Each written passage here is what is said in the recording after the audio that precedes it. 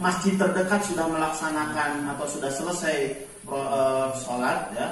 Assalamualaikum teman-teman. Alhamdulillah kali ini saya dan teman-teman panitia kurban sedang belajar tentang persiapan kurban. Ada Ustadz Abdul Masum LC yang mengajari fikih tentang penyembelihan kurban.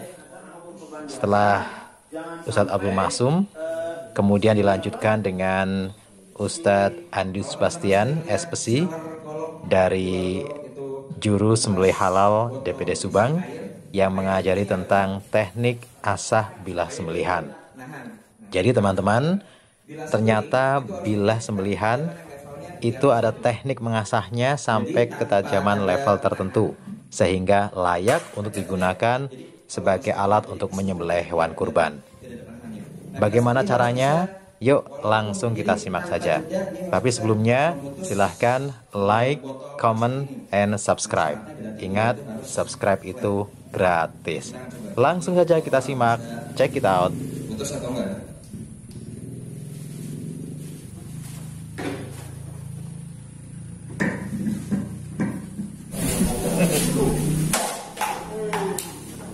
Jadi bilah yang flat dia bisa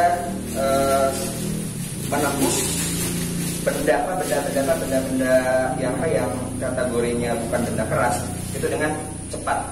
Jadi ketika dia itu nempel di kulit, dia akan langsung masuk. Itu yang disebut nempel langsung dia. Jadi bukan sebelum digesek, ketika dia ditarik gerak dikit, ini bilahnya akan langsung masuk. Tapi bilahnya punya kelemahan. Kalau ini dipakai nebang, maka dia akan langsung Nah, kalau di sertifikasi jurus berhalal, kita akan menguji hasil ketajaman ini siap atau tidak untuk dipakai sembelih. Itu bukan di seperti ini kan gini ya kalau misalnya tes jualan. Nah, ini namanya slice. Kalau slice itu tingkat ketajamannya itu tingkat ketajaman pisau dapur. Pisau dapur itu kalau misalnya antum asah pakai asahan tarik yang begini-gini ya, yang kayak dijual 25.000 atau 50.000-an di alun-alun, itu sudah bisa slice, tapi dia belum bisa sembelih. Kalau misalnya standar sembelih itu dia bisa tebas. Kita pakai pisau yang kecil ya, kelihatan. Kalau gede kan kelihatan kan cuma gede.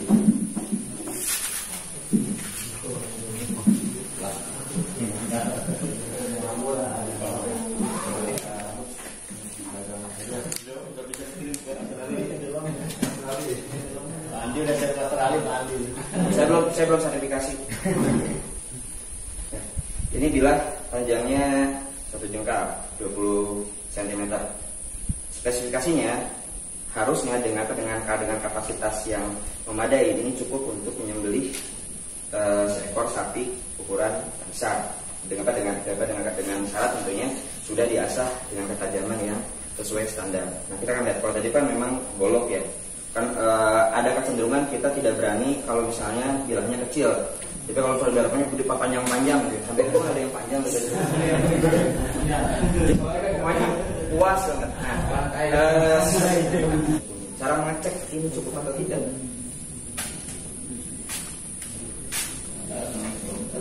Kemudian dia bisa belah lurus ya. Tanpa terputus. Kemudian ini kalau bebas.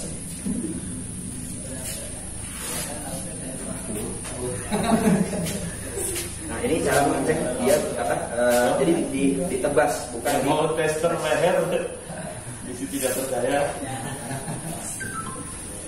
Lalu bagaimana caranya bisa kita membuat bilah menjadi flat?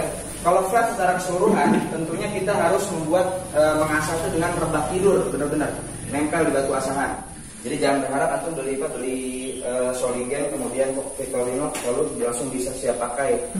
Baiknya diasah dulu karena pisau pabrikan itu matanya itu nanti hanya sekitar kurang dari setengah mili, jadi tidak terlihat. Jadi hanya sekedar hiasan, dia dites tajam. Tapi ketika dipakai untuk menyembelih, beberapa kali akan langsung hilang nanti matanya. Nah, jadi pas akhirnya kita pakai nanti hilang matanya kemudian tumpul.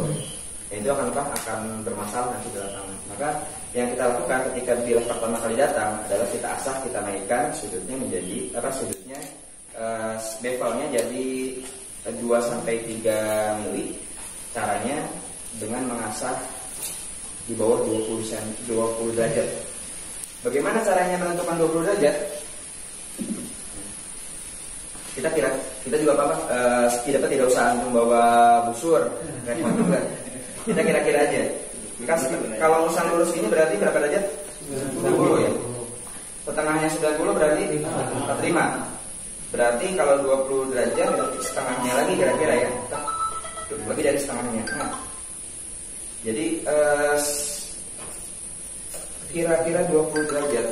Jadi dia tuh hampir rebah.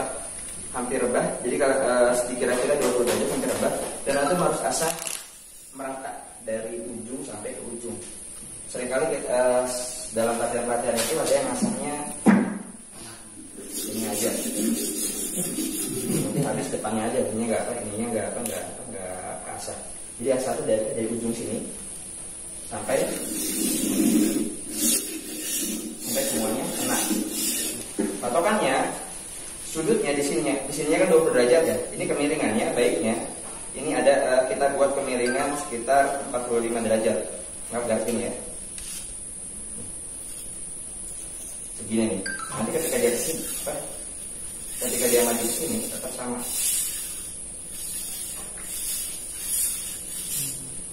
Caranya gimana dia sudut mengatur sudut itu jempol kita. Nah, jempol kita itu akan mengatur sudut. Kalau misalnya sudutnya ingin agak rebah, jempolnya geser agak ke atas. Jadi nanti jempol ini akan menjadi patokan sudut.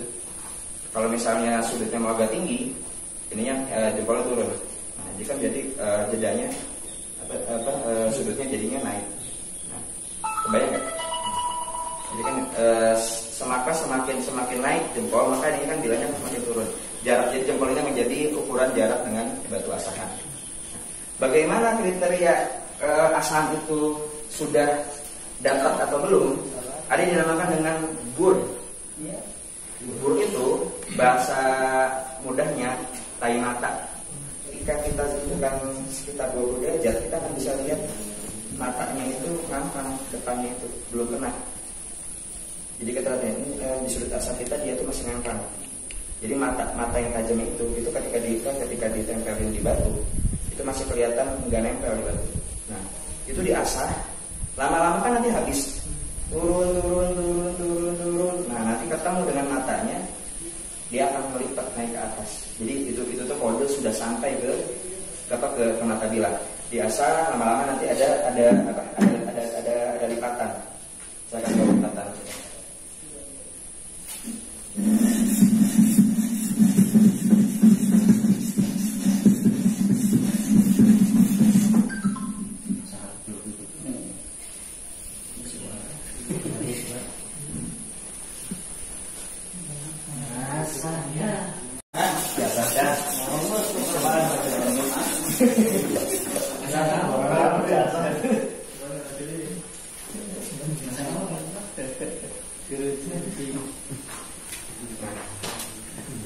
Bor ini kita diadarkan aja. Jadi ada yang melipat ke atas.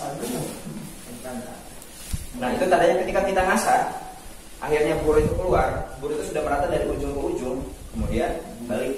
Tandanya berarti sudut asah yang mau kita buat, mata bilah yang mau kita buat itu sudah kena dengan matanya. Jadi kan besar bentuknya konveks begini ya. Awal konveks. Terus kita mau bikin sudutnya seperti ini, tadi kita buat garis ini. Nah, awalnya jadi tanda ini sudah habis adalah nanti di sini dia akan tai matanya keluar melipat. Tai mata keluar itu jadi pada ada lipatan besi nanti. Nah, ketika ada lipatan besi berarti sudah sampai ke matanya, kita balik. Nah, teman-teman, demikian sekilas gambaran tentang pelatihan kurban kali ini ya.